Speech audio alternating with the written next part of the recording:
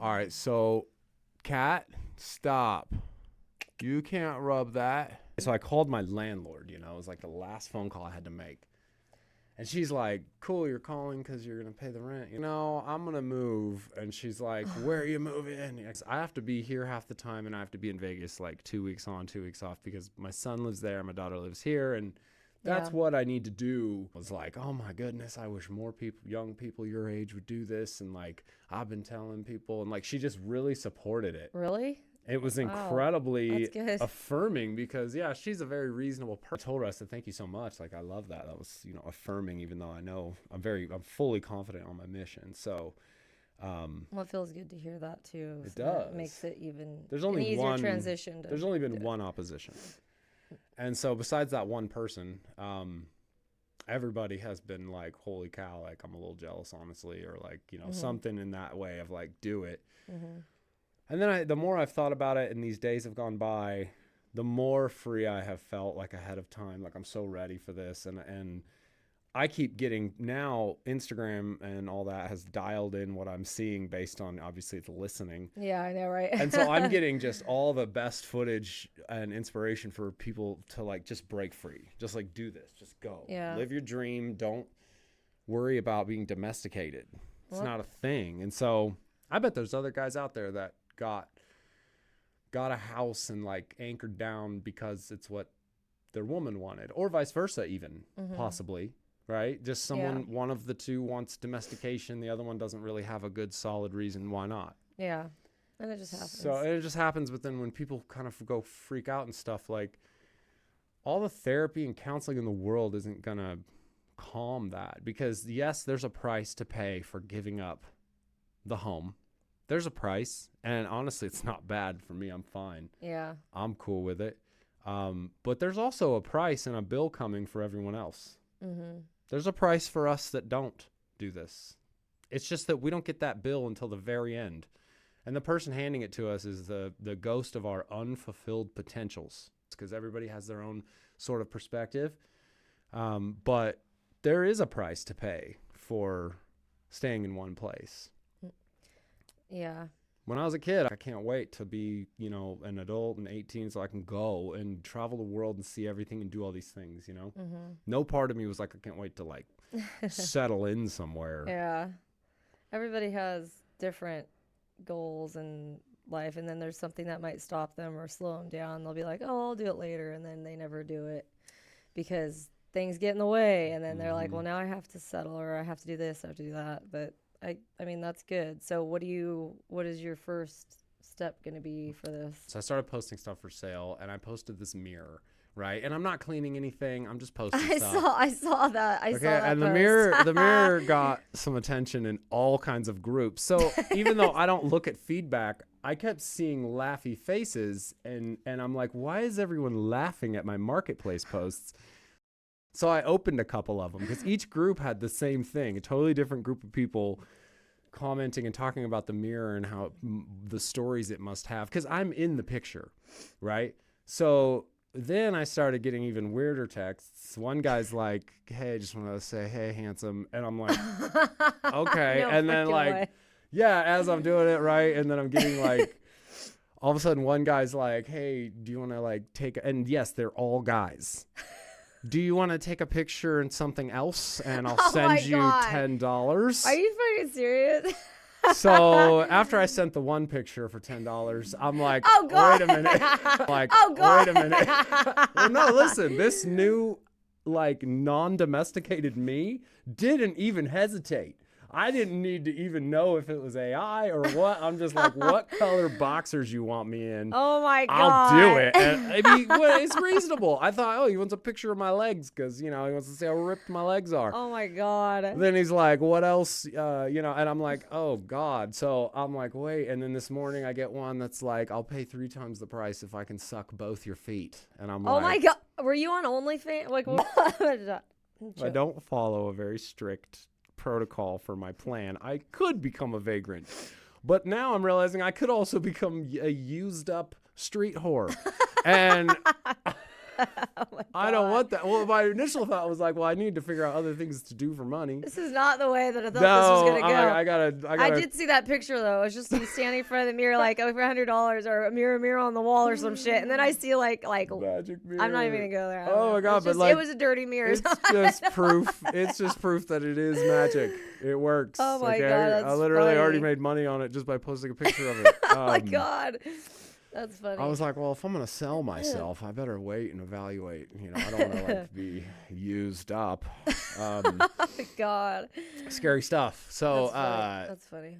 So yeah, to all the folks who are asking me to resend the picture with different outfits, We're busy, okay? I only have so many. Not outfits. today. Oh my God. Maybe after I leave, that's all on you. Not today. No. So I'm hoping someone will just, encourage a little bit of like restraint on my, not becoming a prostitute. Maybe you should just post a picture of the mirror and not be in the mirror. How do you do that? How does one take a picture You of a mirror? take it from an angle like this. Oh God. And then like down. I'll have to whatever. Sounds like the instructions I was getting from the guy for the picture. And then God. closer. Zoom.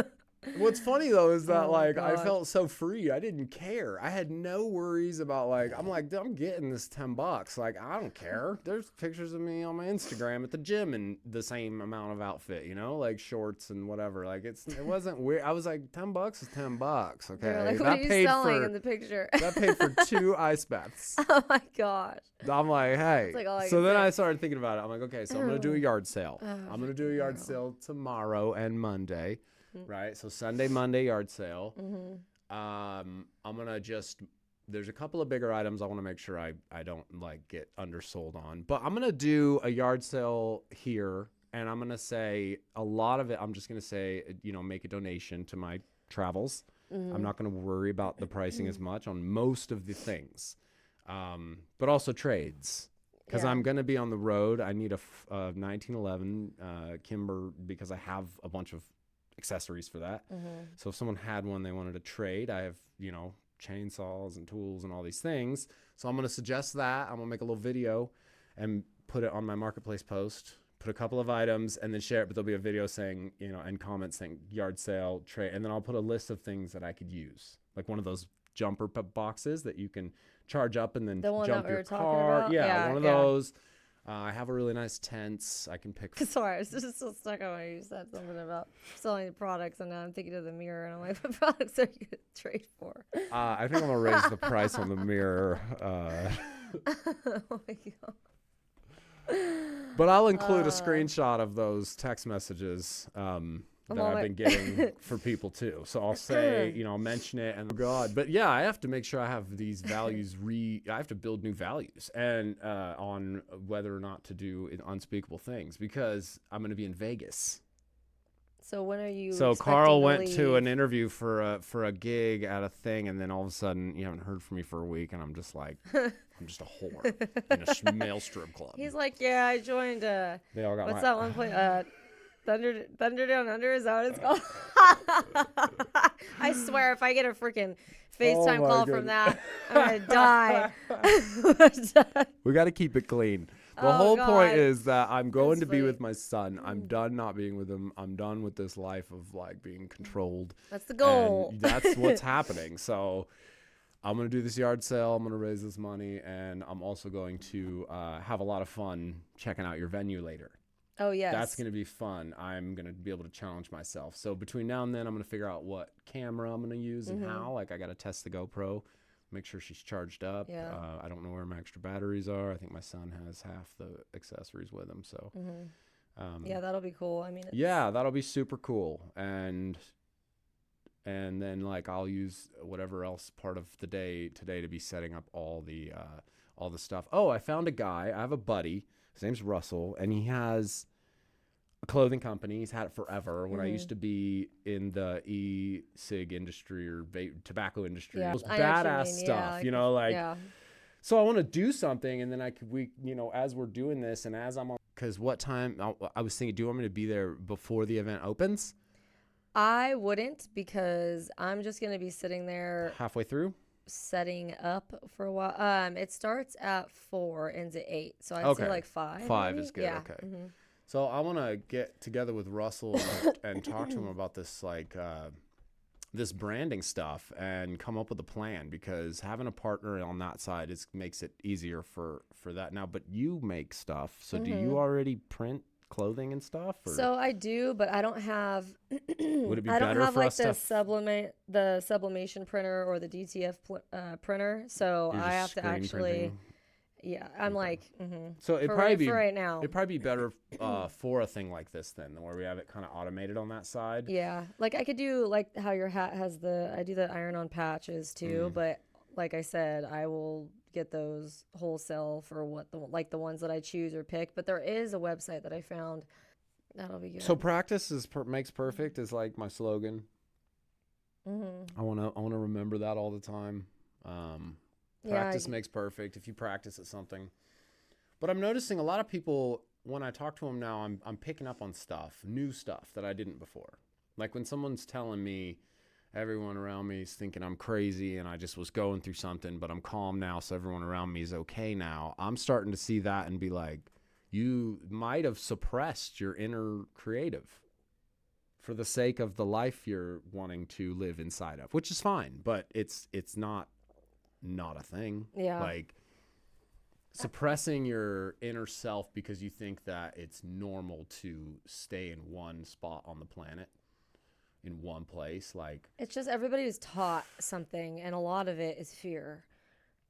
And, fear, yeah. And people can't say like, "Oh, that's dumb," or "Did you even think about your options?" or "Did you think about where this would lead?" or blah blah blah. But it's like, I mean, at the end of the day, if you really, really had to do what you needed to do, you'd figure it out. I mean, we always have to figure it out, no matter what. So there's not a lot of people that will go and do all that, and especially when the goal is to be with your son, then that's supportive. Yeah, that's true. Yeah. So well, I was thinking with the knowledge I've gained and the information that's kept me, in shape for 5 years, that I have a lot of the personal trainer stuff done. I've taken multiple courses to get certified, and like I was thinking about doing like a life coach thing, maybe like a live-in life coach, like David Goggins did, where you just kind of you live in and you cook, prepare meals, and like make the meal plan and like spend all your time basically making sure that you're like an AI assistant, but you're not the artificial. You're just an actual like information. So it's more one of those things. There's only one of me. So if I'm going to do it, it's got to be like expensive, and it's got to be for someone who, is willing to do whatever. So if this is a person who has more to, because to me, money is not the most valuable thing. Like people and information is way more valuable. Networking, mentorships, like these things are way more valuable to me than money. But like if none of that's available, then sure, stack the cash for later. But that's just so that it can put me in more positions to be around people that I want to be around. Well, I definitely agree with the life coaching class, or just practicing it, because when I did mine, I did like 4 different ones. I'm not gonna lie. There's just so many different ones there, but they're so helpful. And then that's when the books come along, and like, so I think my first book that really got me into all of this was when I started reading Brene Brown. I came along Mel Robbins later. I always knew, like, I heard about her and everything, but I wasn't sure yet, like, on everything she was about. But after I started reading all the Brene Brown books, I was just like, oh, that hit home, like, completely. So another comfort zone, and stepping out of that, and like literally I was having a conversation with someone about this, and actually a couple people about this. And it's like, like we were talking about yesterday, you can tell people, it's like you can lead a horse to water, but you can't make them drink, right? Yeah. So it's like they have to want to do it. So if you like lead by example and all that, and they're like, why are you so happy? Like, I want to do that. And then it's like, here's the tools, but you can't force them, because I've learned that it just never works out that way. Yeah, it doesn't. And it's all right, because It's frustrating when you do You that. gotta know that, because what'll happen is you'll diminish your own energy and you'll mess up your own path. And So that's what happened to me, and I'm learning that now. I'm always watching for that first. Anytime I engage in anything with someone, I'm like, what is this person about to unleash after this little snippet of wisdom that's got my interest? And then all of a sudden, and then I sometimes you can stay through it, maybe you can help, whatever. But like sometimes you just gotta go. Yeah, it's hard when you know that somebody is hurting or somebody needs it, and you want to show them so bad, like, this changed my life, like, I want you just read just at least one chapter a day. And I know that's not a lot, but maybe in the position they're in, it's just like it's not even in their mind, because their mind's so far somewhere else that they're just like, they're just not ready. They're not ready to figure that out yet. Or some people are stuck in their own trauma. And I was talking about this the other day, and I was talking about this with, my cousin, and we were talking like, why is it that a lot of people that are way older now are just so stuck in their ways, even though they complain about it every day, or they're so sick of living like that? And then I'm just like, I just feel like they're, I was taking some kind of psychology course, and it was talking about trauma and how some people are so used to the trauma that they don't know anything else. And then they're scared to step out of the trauma because they don't know how to be without the trauma or happy, because like there's a song that's called like, Who Would I Be If I Was Happy? And the song hits home completely, because it just talks all about, I don't know who I would be if I was happy. So I keep the misery going inside myself, because that's all I know what to do. And it's sad, but like, that's how I had been most of my life, because I didn't know. It was weird. It was like awkward. Like all of a sudden I was happy, and I was like, this is cool, but I don't know, like, now what am I going to complain about? Or now what am I going to do? And it sounds so stupid, but it's like, now I don't know what my worth is, because all I knew about my worth was what I had when I had the trauma and the fear. So as soon as I stepped out of it, it was like I was crying. I remember one day it just came and hit me. It was like, wow, this is what it's like to be happy. But I had to take smaller steps and be like, you know what? No, I need to go for it, because if I stop and go backwards, I'm never going to successfully feel completely happy. Yeah. So I would go there, and I would go everywhere, and like I just started going on these hikes by myself, and just to the mountains, wherever, and people thought I was crazy because it was packed in snow. I had 2-wheel drive. It was like I had a death wish, my husband said. I would just like go for it. And he's like, I swear, if you get stuck somewhere, please don't do this. And I'm like, you don't understand. There's something I need to do inside of me. And I got to do it. And of course I got stuck in the snow. Mm-hmm. I got so stuck that I went up into the mountains. This was over in Garden Valley somewhere in Crouch. And I was in packed snow, and I was stuck, and I had to go. I was trying to like reverse, and I go down this driveway, and in the mountains, the driveways are so steep. They're like this. And my car, I'm like, now I'm sliding, and now I'm on ice. And I was trying to just hit the brake, so I just slammed it in park, and then put the emergency brake on. And I was this close to hitting the parked car in the driveway that I had. And so what I did was I got out of the car, and I'm all, what am I doing? But I just went to the back door and knocked on it. And I'm like, hey, is there any way that someone can help me? And this guy opens the door. He's like 90 years old, and he's like crippled. And I'm like, oh my God. No. I'm like, I don't even know what to say right now. I don't even want to, I don't want to say, hey, can you come help me get, and I'm like, and then he's like, hold on, let me put my shoes on. And then he grabs his cane, and I'm like, oh my God. I was so humiliated. You're giving him something to do on a day. That's I probably just feel so bad. He's like, this young girl's in my front, or it was at his back door, because I didn't know where the freaking front from the back at this house is so but anyways, so he comes out, and I'm like, do you have like mats or anything I could just put under the tires? Anyways, long story short, I ended up getting out, because I know my husband was going to be like, you better call AAA, because I warned you. So I'm like, I have to get out. And then this little kid, like probably like 16, he's like on this little snowblower thing going by me, and he stops and goes, hey, you need some help? And I'm like, yes, please help me. I can't call my husband. He already warned me. I got to get out of this. And he's like, I got you. So then he helped me out, and everything was fine. But nice. My husband's like, I freaking told you. It's like you have a death wish. You're just going for it. I'm like, there's just something in me that's like empty right now. And I'm just like doing everything. It's crazy. And so now I think about all the things that I did, and I'm surprised I'm alive right now. But it also, I got out of my comfort zone, started doing these things, and realized I can, get out of situations. I shouldn't put myself in those crazy situations, but I started finding more of myself, and I needed to put boundaries up, and from all the people around me that were just the negative energy was just so hardcore that I wanted to help everybody, and I was still trying to help myself. And then all of their energy just like clung to me as like an empath, and I was just like, then I wanted to go out more and more and more and then save myself more and try to, so I was doing it wrong, not realizing like I just needed to put boundaries up first and then kind of do me at the same time. Yeah. So that was the hardest part, but I think stepping out of the comfort zone is what saved my life, honestly, because I was always Yeah, you got to get out of it, and it's practice. Practice makes perfect, and that's the most important thing. And that's when you said that. That's what kind of was thinking about. I always tell my kids, because my 8-year-old struggles with reading because he doesn't want to do it. He doesn't like it. I'm like, well, if you don't like it and you don't want to apply yourself, it's not going to happen. So he's great at math. But I keep telling him, like, if you don't get this, if you don't practice every single day, it's not going to happen. And he's just, I've seen him do it too. Cause I'll be like, okay, well, I'm taking your iPad away until you want to learn and you start actually, doing your homework. And then all of a sudden, like, he wanted the iPad back so bad, he like learned to read 3 pages. And I'm like, see, I told you, there you like, go. you could do whatever this. you want is as long as the goal set. And that's kind of how I feel. This guy's going to be here in 3 minutes. Okay. But I wanted to say, so one of the things I've learned about resistance is once you get past yourself and you say, okay, I'm going to go to the gym, and or whatever, and you get past that initial part, the second part of resistance is the most tricky, because most people have no idea that it's just the next level of it trying to stop you, and it's your own rationale. So if you're rationalizing things like I did yesterday, I rationalized and I said, I took ice bath for 3 days in a row. Today's the 4th day. I don't need to take one. That's plenty, right? And now I don't like. I'm not happy with that decision.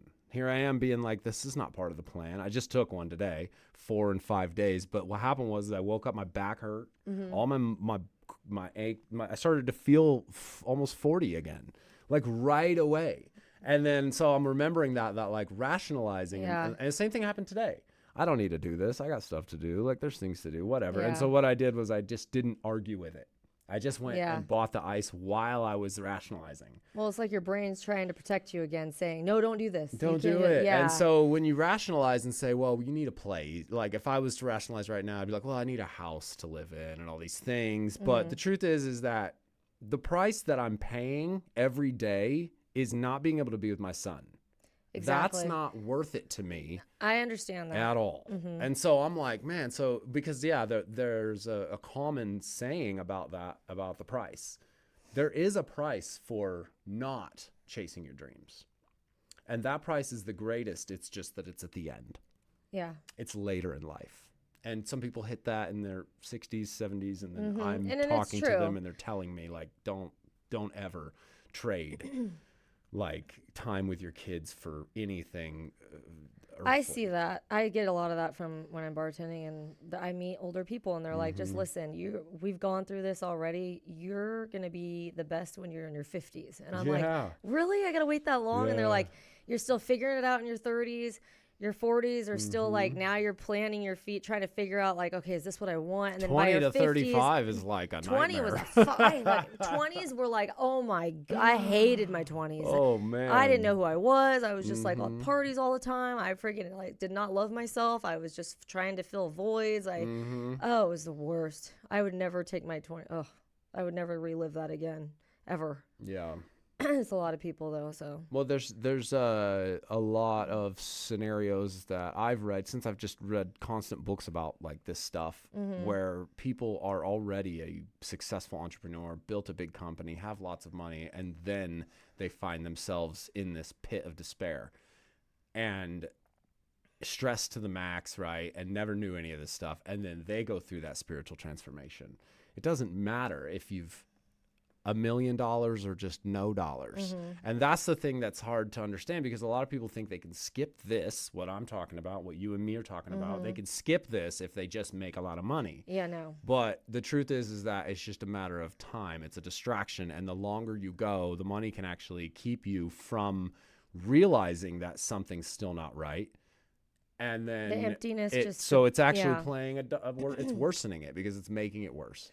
Well, the hole is going to keep growing inside you of emptiness, and you're not even going to realize it. And you're just filling it with more Yeah. money and filling it with more money, and then you're just growing this big hole inside of you, and then you're like lost. And Lost then you're like, I out don't even there. know what the hell I want anymore, why I'm Lost the in way I am. space. Yeah. Yeah, and then you don't have any of this.